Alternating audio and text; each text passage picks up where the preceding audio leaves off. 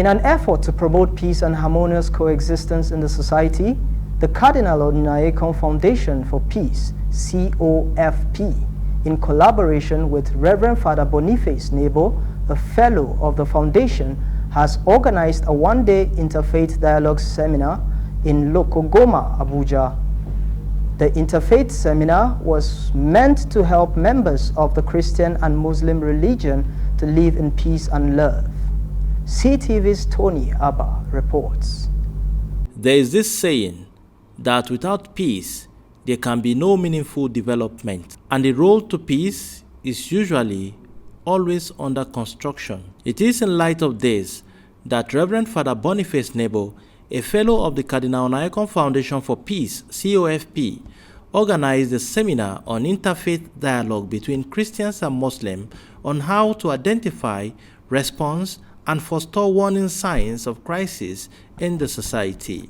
Welcoming the participants, Reverend Father Boniface Neibo, the convener of the seminar, gave the essence of the program. I am very, very happy and very, very humbled that each of you have taken time to come so that we listen and think together on how we can work together and always for peace in our community, Lokogoma. The John Cardinal Onaiyekan Foundation for Peace is a foundation, an interfaith and religious foundation that is set out with the principal and primary mission of promoting peaceful coexistence and harmonious collaboration amongst the different faiths in our country, Nigeria, in Africa, and of course, globally, that is in the world as well. What is happening here today is a seed project, principally sponsored by the foundation, and just a channel to bring it to this community. So again, there is always a link for something to come into the community. So that is just who I am. The first guest speaker, Sheikh Nuru Khalid Mohammed, in his presentation, blamed religion for the corruption in Nigeria. Instead of us to start becoming godly and spiritually in the churches and the mosques, the opposite is the case, that we become more materialistic in the mosques and in the church.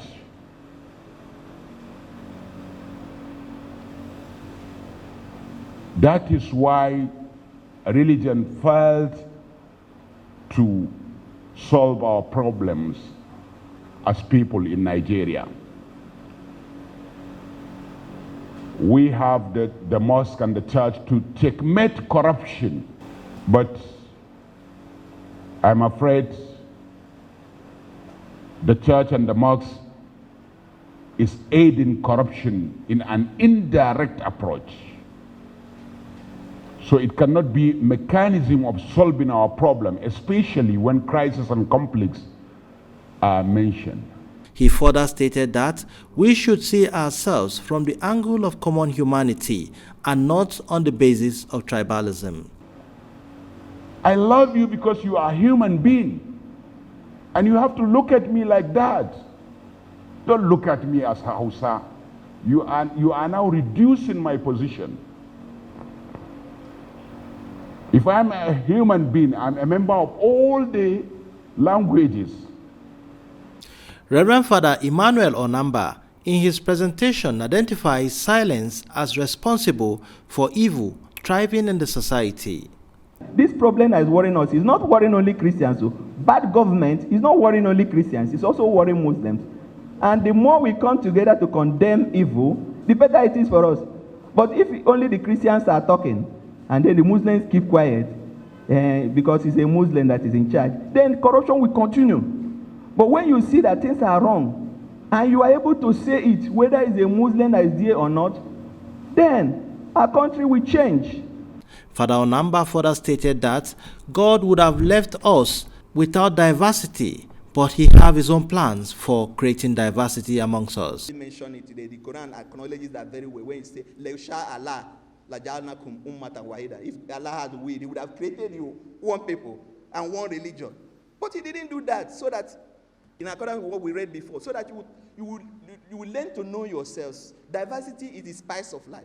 Various participants took turns to make comments and contributions that will promote peace in our society. Whenever we're talking about peace, peace, peace, I believe peace cannot exist without us coming together.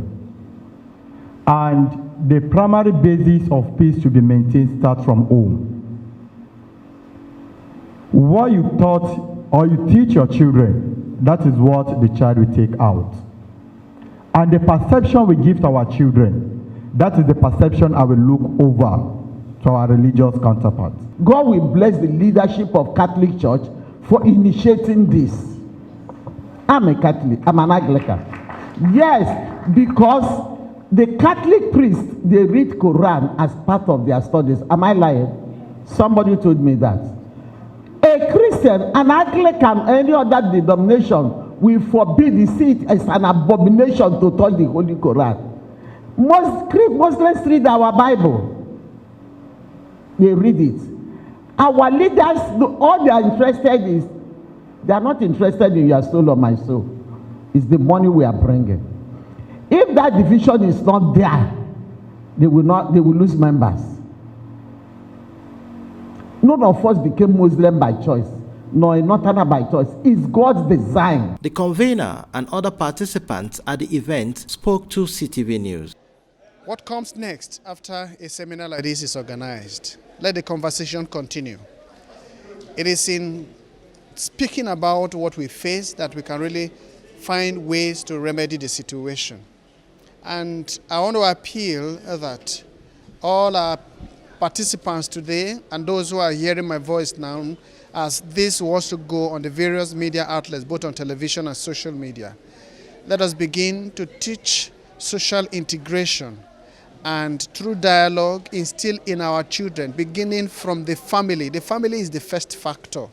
If we have good families who understand that religion is integral to our social existence and collaboration together, we will have no issues. This program has really touched me today, and it's a step forward to really bring peace to our hearts, first of all, to our homes, to our community, and to our country, Nigeria. It is important for us to be using this sort of occasions, or rather this sort of workshops, periodically. Particularly, I might even say let it be quarterly for us to have this sort of sessions, bring up all even political leaders in a community, preach the essence of, peace for both religions, and let their followers know the importance of coming together to douse this sort of tensions in the country. And the program is very wonderful. It's very important.